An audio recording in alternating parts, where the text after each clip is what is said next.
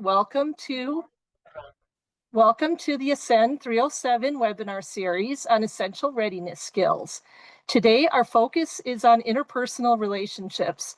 We're appreciative of your time and effort to join us. And first, please direct your attention to the welcome message by State Superintendent Megan Degenfelder.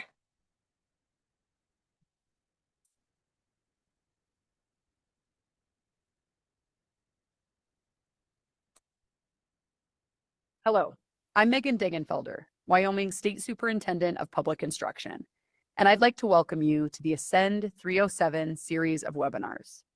Ascend 307 is a multi-year initiative developed through a federal grant awarded to the Wyoming Department of Education.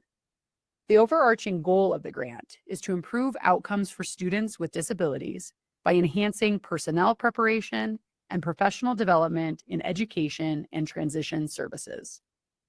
The focus of this webinar is employability skills, the skills that employers consistently rank as essential for new hires. The 9 skills are grouped into 3 main categories: applied knowledge, which includes problem solving and decision making; effective relationships, which encompass functioning effectively as part of a team environment; and workplace skills, such as managing time and communicating with coworkers. One of the 6 key initiative areas in my strategic plan is preparing students for jobs, and employability skills are a critical component to this effort. I hope you find this content impactful and continue to watch further installments. Thank you.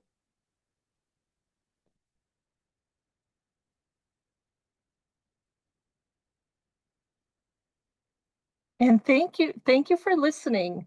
Employability skills, as Superintendent Degenfelder said, are skills employers consistently rank as essential for new hires, but they aren't built exclusively in middle school and high school. The core foundational skills need to be developed early, from pre-kindergarten on, as executive function skills. Executive function skills provide the foundation that enables development and application of employability skills as students transition from K-12 environments to employment and provide long-term benefits of better health, resilience, and reduced risk of criminal convictions. The WDE is moving towards using the term essential readiness skills, which we feel encompasses both executive function and employability skills as those skills that prepare students for the next phase of life, whether that be to kindergarten, to middle school, to high school, or to the workforce. The Wyoming Department of Education has adapted the employability skills framework, a federal resource for a Wyoming-ready workforce. This infographic portrays 9 employability skills, as Superintendent Degenfelder mentioned, and they're grouped under 3 main categories. Today, we're going to focus on professional qualities, part of effective relationships. Please welcome our guest speaker for the webinar, who will guide us through what this skill looks like, applications to writing goals, and strategies to develop those skills. Dr. Sacco is a senior technical assistance consultant at American Institutes for Research with over 20 years of experience at the national, state, and local levels in special education and English as a second language. Dr. Sacco was project director for the Wyoming Special Education Learning Modules Project, where she led the development of 25 interactive self-paced learning modules within the state's Canvas platform. At AIR, she has developed products for 3 OSEP-funded national centers related to special education, intensive intervention, and teacher preparation. She is an editor and author of the textbook Exceptionality in Schools and Society, a guide for future educators. Please welcome Dr. Sacco, and we'll now turn it over to her. Thank you so much, Trina. Give me a sec while I share my screen here with you, and I want to make sure that I have everything ready to go for you all. Yes, I have many screens. There we go. Okay. You should be able to see my PowerPoint slides now. So thank you so much. I'm so happy to be here. And as Trina said, I did develop with my team 25 modules that I hope you found in the Canvas system. We'll talk about one of them at least later. But I want you, as we're getting started, to think about what are interpersonal skills in your mind. And remember, Trina said that you can put comments into the Q&A. So just go ahead and do that right now. What are interpersonal skills in your mind?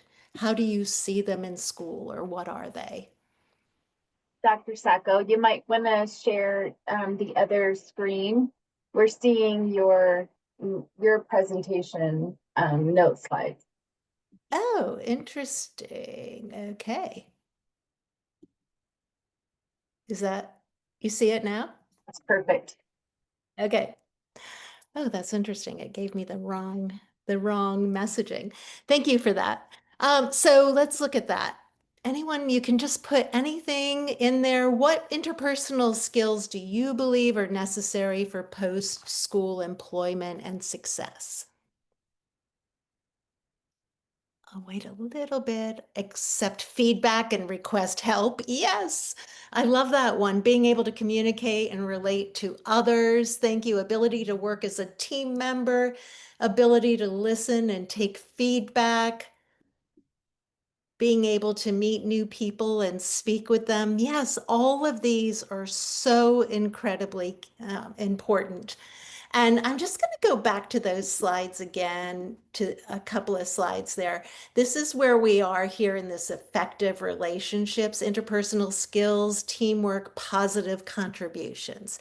So that's really where we're going to have the focus tonight. And, you know, as I'm reading some of your comments here, I love it because, you know, even as adults, these are things that some of us can work on as well. So it's not just that pre-K to 12-year-old that we're talking about, but I do love that Wyoming is reinforcing and focusing on that it's not just that suddenly you start working on this in high school or in middle school, that it's, you know, these are skills that we really need to start to, oh, eye contact, clear communication.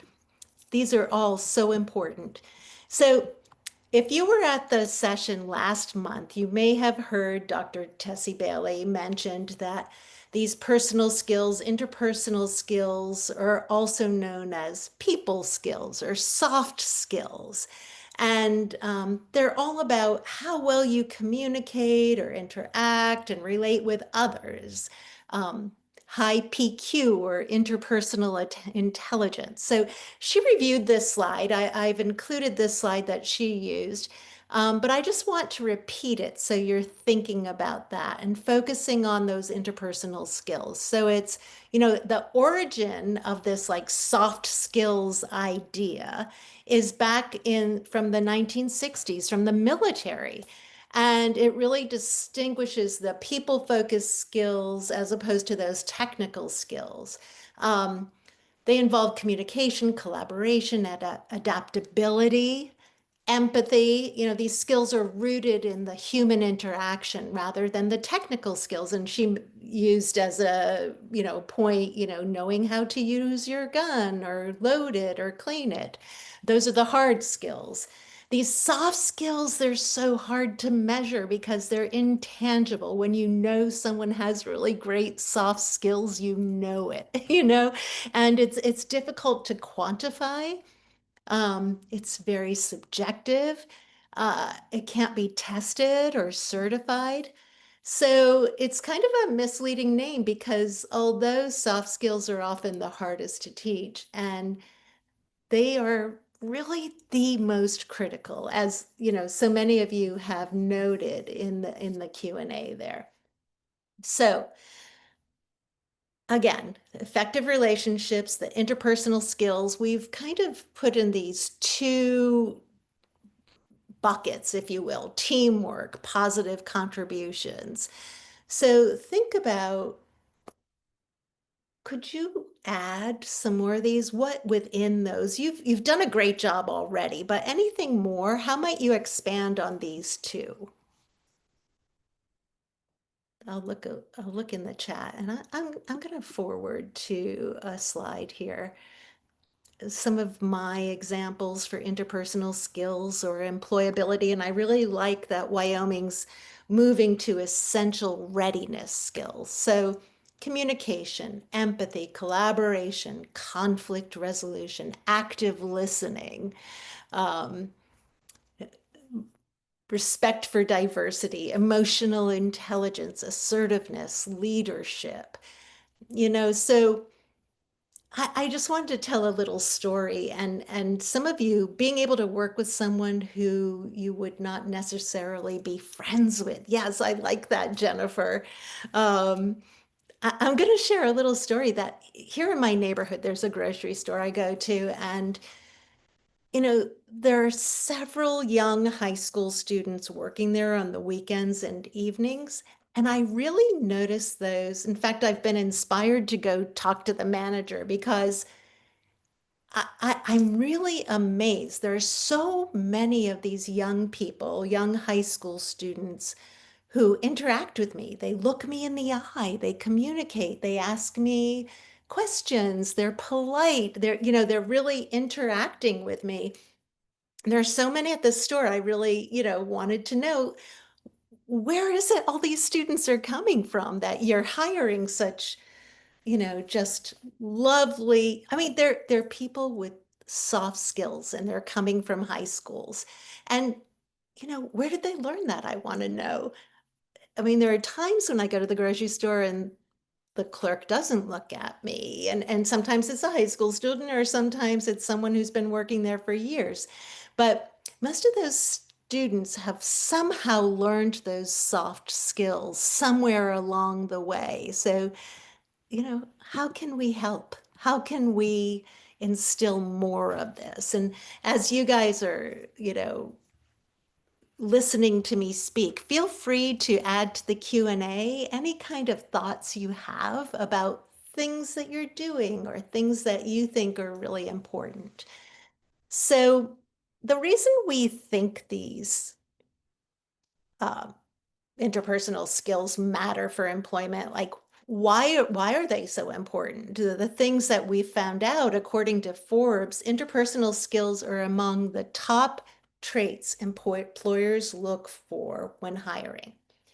They help candidates stand out in a competitive job market by demonstrating their ability to build constructive relationships and like work effectively, as someone said, next to someone who you might not be friends with, but you can still work effectively with that person.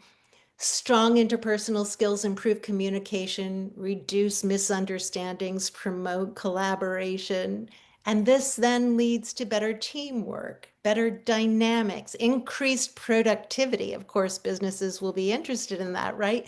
A more positive work environment. So Washington State University's HR services highlights that interpersonal skills like empathy, teamwork, and communication are key indicators of leadership potential as well. And that leads to career growth. So, we want to make sure that as these students we're bringing through the school system are then able to face the world once they, get to that post-secondary stage of employment, education, and community involvement. Some examples, again, understand, work with others, responds to customer needs. You've been saying all of these in the chat, but it's so important. And it's, I think this negotiating to resolve conflict is really important, respects individual differences. These are all things that can be learned. When we're thinking about teamwork, making positive contributions, respecting individual differences, using strategies to prevent conflict, responding supportively to others' needs. So what does that look like in school? What are you going to do in schools to help increase these essential readiness skills? What does it look like? So having students participate in cooperative groups or with a partner. Even I know sometimes when I was teaching and you'd say, turn and talk to your partner, and you really had to like help students understand what that means and how to be able to contribute. Turn and talk is not always that easy. You need to provide explicit instruction on how to turn and talk and respect others' opinions. Students help follow other students to understand tasks, find resources, fulfill assigned roles, and think of students as customers. Students can participate as team leaders or effective team members, giving students jobs even as early as preschool, where they might be the leader for a week, or in high school, having team leads for certain project assignments, help organize work and put together those project goals and team roles. I'm going to give you in a little bit a couple of examples of things that I've done. But first, I want you to watch this video.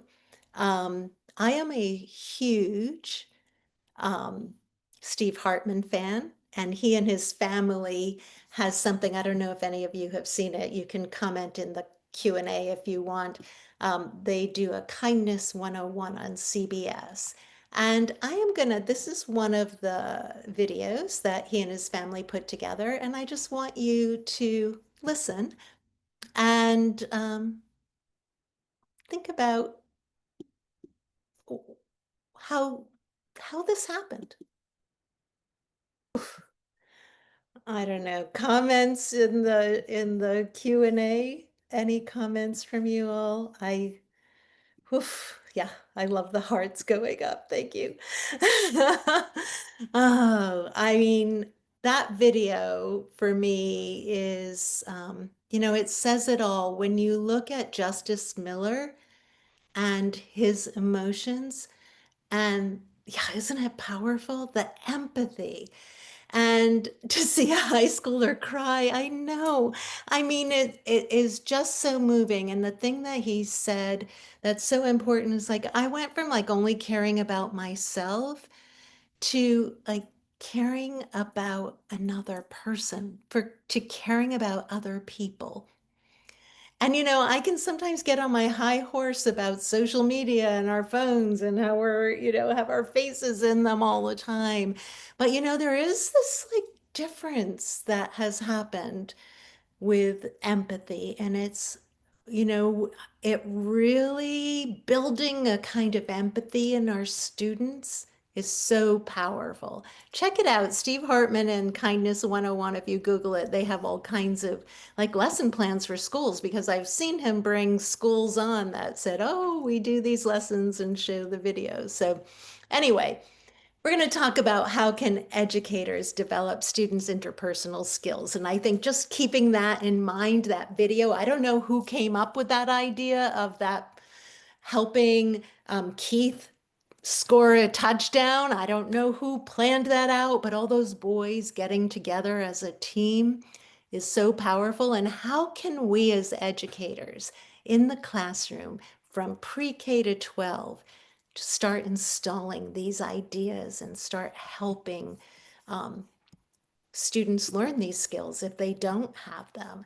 So, we need to, the goal is really to try and embed these essential readiness skills, these interpersonal skills into everyday routines and lessons, and define characteristics of what being a part of a team and working collaboratively means. So really sharing, with think alouds, with talking to your students out loud, you demonstrate as an educator the importance of positive contributions and teamwork in your actions and think aloud. So when you notice a student doing a kind act for another student, or taking a lead and sharing or helping, making that something that is honored and noticed in front of others. I know sometimes with middle and high school students, they don't like to get acknowledgement. Sometimes a little sticky note on their desk is good, but saying, making qualities like collaboration, active listening, and empathy just part of the classroom norms. And then design practice opportunities. So create group work with roles and norms set for the groups. So I'm gonna tell you about a little thing that I've done in a minute here, but use reflective check-ins. So have students identify, like have those. I remember when my kids were in elementary, which was quite a while ago, they had a lot of lessons on character counts, and they had these pillars of character. And I don't know that we always do that in school anymore. But teach students to reflect on their behavior after group work, or ask students to rate themselves and how well they demonstrated those qualities of being a team player, being part of the team. So as I'm saying this, you see on the side, what have you tried? Have you tried anything that you can share in the Q&A? And then I will share that out with everyone else, because you can't see the chat. So go ahead and put some things in the Q&A that maybe you've tried out in your classrooms. The Progress Center, and it's at promotingprogress.org.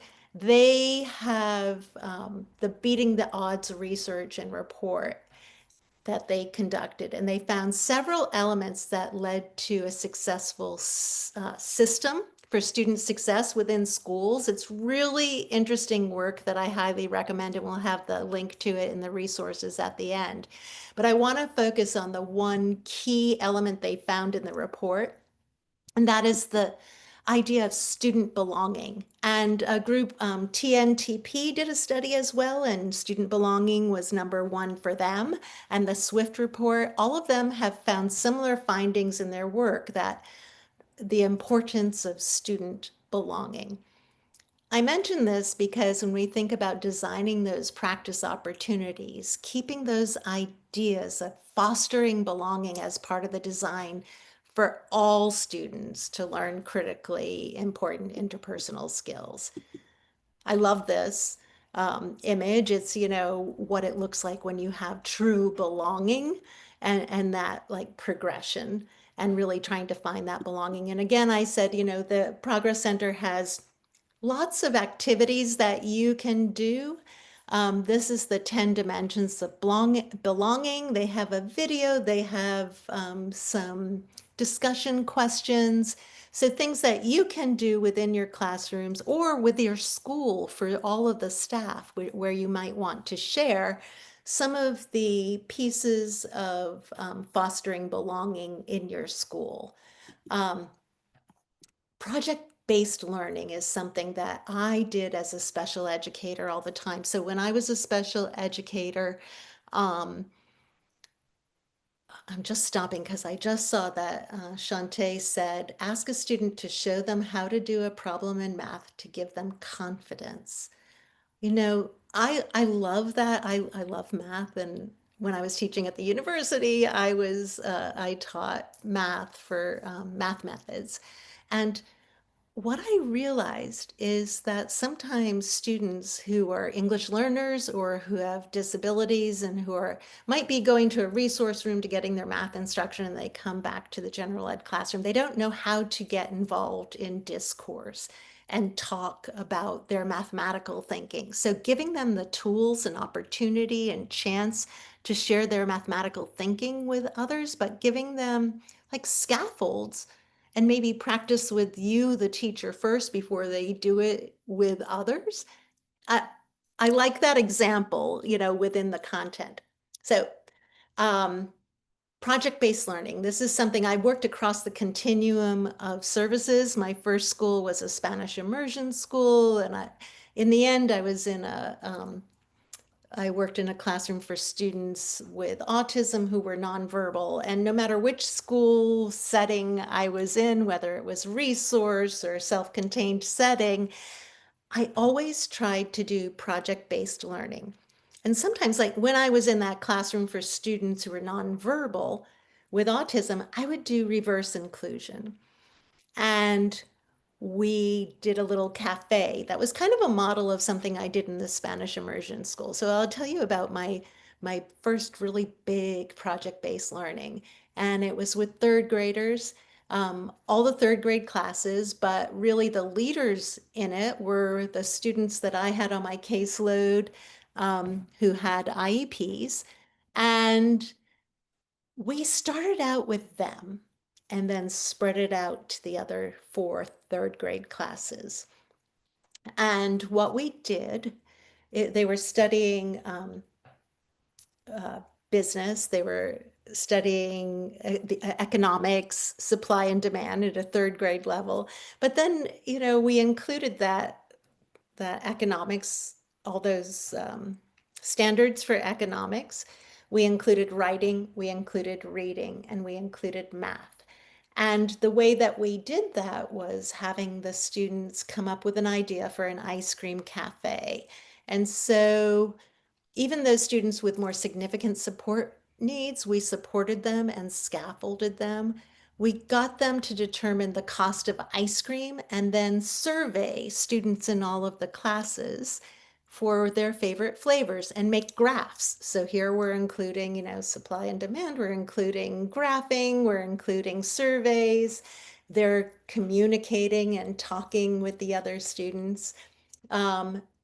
People who wanted to work in the ice cream cafe had to be interviewed by the students who were creating the cafe. And everyone had tasks and had jobs. And those who didn't have jobs from across the third grade were the customers, and we had fake money and everything. So one of the things that we did for writing, we did shared writing activity where they wrote to the people at Ben and Jerry's and asked for donations of ice cream. They wrote to the grocery store to ask for donations for paper and toppings. I mean, paper plates and toppings and plasticware and napkins, all that sort of thing. So you see that we covered lots of things, but what happened was we got the whole third grade involved. And we were working across content areas, but students learned, what they needed to be a good employee as well. So, think about the sorts of, and, go ahead and share in the question Q&A there. Think about ways that you can have students do these kinds of, I call them unit lessons, where they're big projects, but they incorporate all the content areas, reading, writing, math, and whatever other content area, science or social studies. But please share with me if you've done any kind of big project-based learning like this.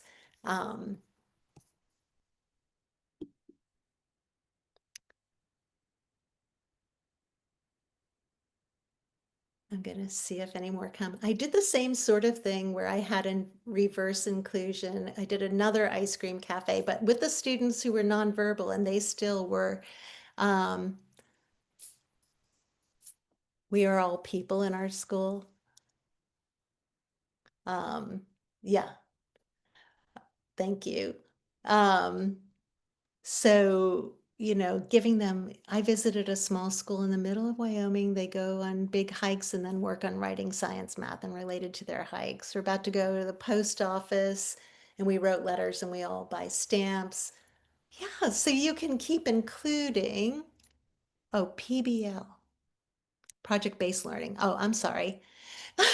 Okay, I get it. Project-based learning. We do project-based learning. That's great, because I think, and that's right, with all your students, IEP or not, and then really that's doing project-based learning like that, you can come up with roles and scaffolds, and everyone feels a part of.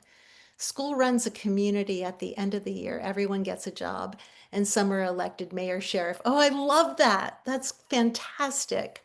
Um, another thing we've done is also like getting donations, writing letters, getting donations to make sandwiches, bagged lunches for the homeless, and the whole class will contribute to that. Our school runs, oh yeah. Okay, good. Some of these are being moved out of here, so I don't get a chance to read them right away. I'm trying to read real quickly.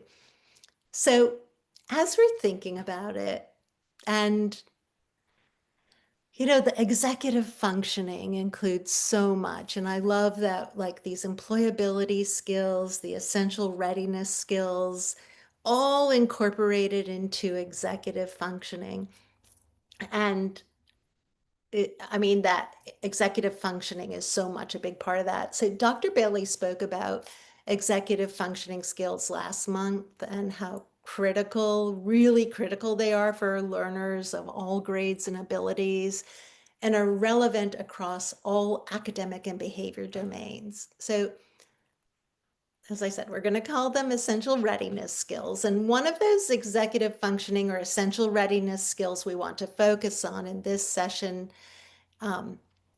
as well as teamwork and what we've been talking about, is also impulse control. Impulse control is something, it's that ability to pause before acting. It can be really difficult for students. It can be difficult for some adults, but students with difficulty exhibiting impulse control struggle in school, in social settings, and as we're discussing here, in employment. So students with disabilities who exhibit difficulties with impulse control benefit from consistent use of cognitive and metacognitive strategies across all settings. Teachers in general education settings can collaborate with the special educators to identify which strategies are in place in special education and intervention settings, and then make sure that they are utilizing those same strategies. Teachers in general education settings may need to regularly review the explicit strategies with students and collect formative data to monitor students' performance using the strategy. So you always want to make sure that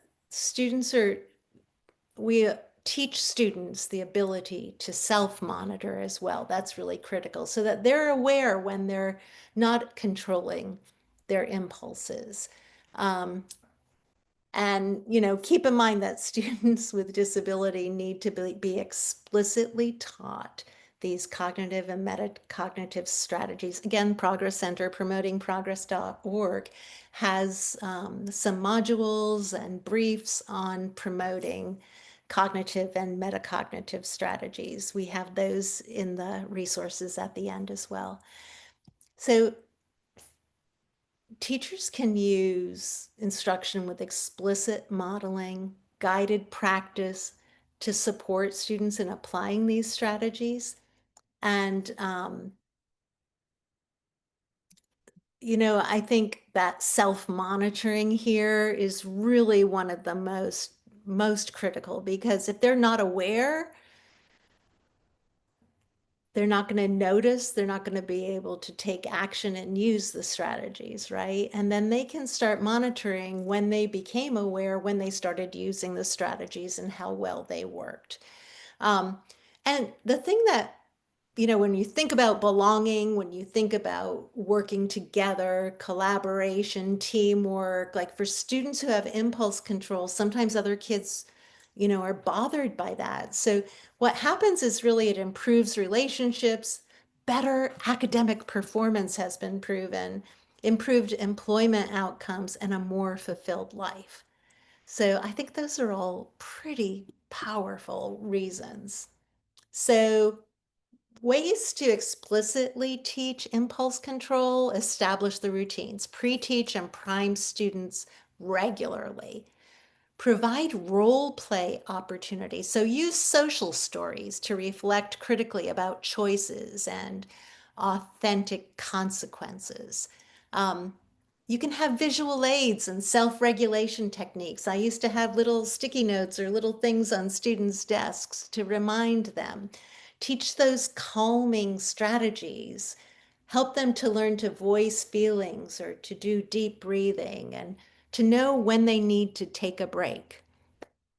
And then like I said, provide those opportunities to self-monitor their behavior. You have to explicitly teach them how to self-monitor, but positively reinforce the progress and discuss alternative choices the student can use if, you know, they experienced a setback there. So here's an example. Samuel wants to always be first in line and cries when he's not the leader. Use a social story about this scenario to provide modeling for accepting his place in line. Also, establish classroom policy for rotating positions in line. So that will help get the students on the road to this. Let's see, are there any other things you've tried to help students for impulse control? You can put it in the Q&A. I'm going to look. I missed one of them. Each student in the 4th grade class picks one of the Pantone colors and writes a letter to try to convince Pantone to make it the color of the year. Pantone always replies, you know, that's the cool thing, to the classroom, and sometimes sends gifts to the class. I love that. So anyone tried anything with impulse control? Any techniques you've used? I'll keep looking over here as I give you a chance to add something to the Q&A and give you some wait time. I'll read it when you pop it up there if you're still typing, but in the meantime, I'm just going to move forward with thinking about what makes life meaningful. What is important in our adult lives now? Well, the answer to this question varies depending on the person you ask. Some people view employment, that includes financial livelihood, as just a part of that path. Let me see, younger students, I've used the rubber wristbands, their reminder. Oh my gosh, they love the superhero vibe. Oh, I love that. I remember my daughter, you know, she was a goalie in soccer, and she literally would do this. Like if a ball got past her and some of the other team scored, she would literally like brush it off, and she would physically brush it off. So good. Anyone else have any others? Debbie added this one about the rubber wristbands just as a reminder to remind. Oh, look at, I've got one right here. Please go ahead and add it in there. But as I was saying, some people just think about, you know, employment that includes financial livelihood as being just a part of the path to having choices or more freedom in life, or health insurance to make sure they're healthy. Other people might really value engagement in the community, friends, or a happy home to feel connected. We'll probably agree that a big part of what makes life meaningful is being valued. So I'm just gonna employment, financial livelihood, engagement in community and friends, a happy home, a sanctuary, health, choices, options, freedom, being valued. So this could mean being valued in your community, family, friends, work, education, classroom. That's all part of that belonging as well. And these in turn are building those skills for essential readiness, for empathy, for teamwork. I want to read this. I'm going to read this exactly as it is on the slide. And I just think this is a really good thing to focus on. Disability is a natural part of the human experience and in no way diminishes the right of individuals to participate in or contribute to society. Improving educational results for children with disabilities is an essential element of our national policy of ensuring equality of opportunity, full participation, independent living, and economic self-sufficiency for individuals with disabilities. So that is the thinking behind IDEA. And you know, I love this quote because it really helps me focus on like, what's the whole point of these IEPs? You know, we want to think from the very beginning, no matter how young a student is when they are identified with a disability, we want to start thinking about what is that life going to look like? What dreams and goals for to have full participation, independent living, and economic self-sufficiency. So does this quote align with your understanding of IDEA's purpose? And then think about how does that, I kind of did some bolding on this. So the right of individuals to participate in or contribute to society. And like I said, I did some bolding there. But how does it align with employability skills? You know, we really want to make sure that we're helping students throughout to keep developing them. I'm going to bring to you, and we're getting close to the end here, a couple of things. One is intact, C. I have to write it intact, NTACTC, works with transition. And they did some, Val Mazziotti and some others did some research a while ago, looking at what were predictors of post-school success. And a predictor is defined as an in-school experience, typically a program such as work-based learning, correlated with improved, what were those in-school experiences or those predictors that happened that correlate with improved post-school outcomes? So the predictors are evidence-based, research-based, and promising services, supports, and/or acquired skills that have been identified through correlation research to be associated with improved post-school outcomes for students with disabilities. And I'm going to show you the list here. And you can see Mazziotti there. There's Intact, the collaborative, and that they have amazing resources if you're working on transition plans. But they came up with this table, which I really like because it talks about like what those predictors are there, and then for positive outcomes in education, employment, and independent living. And, you know, I just picked out some of them that align with what we're talking about: goal setting, inclusion in general ed, self-advocacy, self-determination skills, social skills, and student support throughout. And, you know, these evidence-based predictors, you know, they really improve outcomes for students post-secondary. There was one thing that I brought up just before when I was talking about, I'm going to go back for a minute and I'm going to share something with you. A few years ago, when I was working on some modules for Wyoming, I thought that Wyoming did not have a Best Buddies chapter. Best Buddies is an organization that I've worked with, volunteered with since I was a teacher. I've done bike rides to raise money for them. My daughters have been involved with Best Buddies and leadership opportunities. And they're trying to increase their programming in Wyoming, but you know, they don't have elementary programs. They're trying to develop middle school programs, mostly high school and college. And I really encourage you to look into it. It has been, I know for my daughter,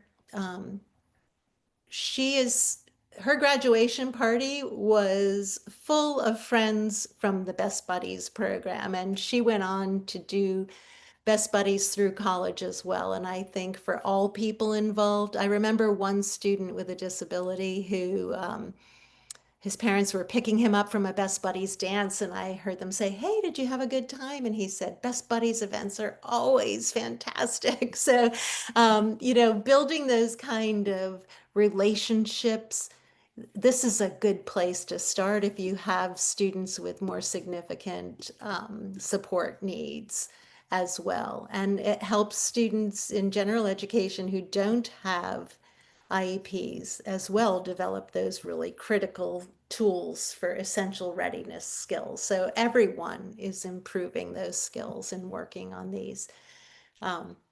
any of these tools that we've provided today. So, oh, let's see what someone said. I feel like sometimes our IEPs, even our standards, only focus on academics and raising test scores.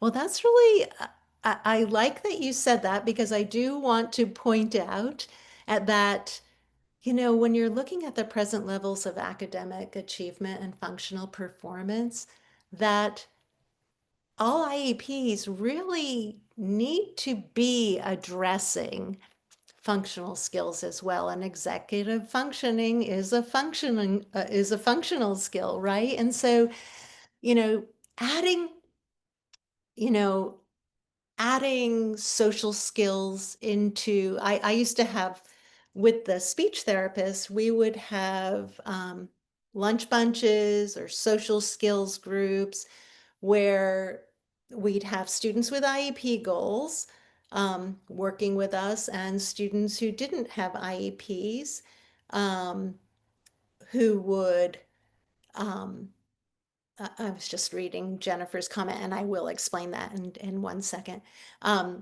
So students with and without IEPs in a lunch bunch, and learning social skills and learning give and take, and hearing each other's questions. And in one case, I know of a student who would hear someone just went on vacation to Portugal, and the student would start giving the other student all kinds of facts, like, oh, did you know that like the population and the weather, and the teacher helped, like, sometimes, like, taught him later, if you having back and forth communication, you could ask that student who said that he just traveled, how did you like it? What was your favorite part? Really providing sentence frames, and that can be included in the IEP, those kinds of learning social skills, executive functioning, all of those things can definitely be included in the IEP. I want to go back. Jennifer asked if I can explain the chart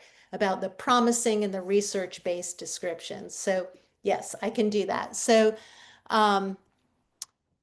when we're doing evidence-based practices, predictors are those that have been demonstrated to have a really strong record for success for improving outcomes using rigorous research and designs and adhering to indicators of quality research. So that's like the, gold standard. It means there have been lots of studies done. So basically they did a literature review to find out which of these, like, social skills is promising. So when you say promising, if you look at the What Works clearinghouse, they'll look at different practices. And when they say promising, it means those demonstrate some success in research studies, in high quality research studies for improving outcomes, but they might need more quality research to really find out, to raise it to that level of evidence or research-based. And so research-based practices are those that demonstrate a sufficient record of success for improving outcomes using this rigorous research designs, and again, adhering to those quality indicators. So really it comes up with, like, what's the effect size? Have you, how many studies have been done at high quality to study goal setting, to study inclusion, to study self-determination, and then, what have we found out because of those studies? So that's, the highest standard would be the evidence-based predictors, the research-based come next, and then promising, you just need more research. I hope that answered the question. Any other questions? Keep putting them in there, and I'm going to start going through the slides. I want to promote those Canvas courses. If you look in Canvas under all those courses, and Trina might be able to put something in the chat there. I see she's put Best Buddies, she's put Intact Progress Center, so I love that she's been adding those links. But one of the modules we developed for Wyoming is considerations for managing challenging behaviors. So like that impulse control. This is one that you might want to do. They take about 30 minutes, and they're, self-guided modules that you can do pretty quickly. And that will maybe give you some ideas. again, I said, we had the resources from Progress Center on cognitive and metacognitive strategies. These will all be on the slides when you get um, the PDFs for the slides later, and you can use these links. Also, the resources from Progress Center on belonging. They're all here.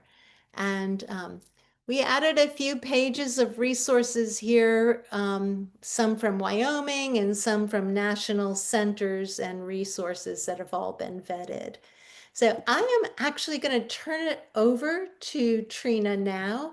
You can keep adding questions if you want, and I can try to answer them for you later. But Trina, go ahead. I'm going to keep sharing my screen and move the slides forward for you. And let's see if I can see you somewhere. Or do you want to do the slides? Okay. Well, welcome everybody. The one thing I didn't get a chance to get to, so maybe if Dina wants to put that in there, is the link to those Canvas courses. I was just getting to it when we moved along, so sorry about that, but yeah, hopefully it will come in here shortly. And please take a moment to complete the evaluation. There's a QR code on your screen. But there's also the website, and Dina has put that in the chat as well. So if the QR code doesn't work for you, please try to just go in and access that through the link in the chat. And that is in the chat, so you can open that up. There are some different resources there, because I know we move through pretty fast.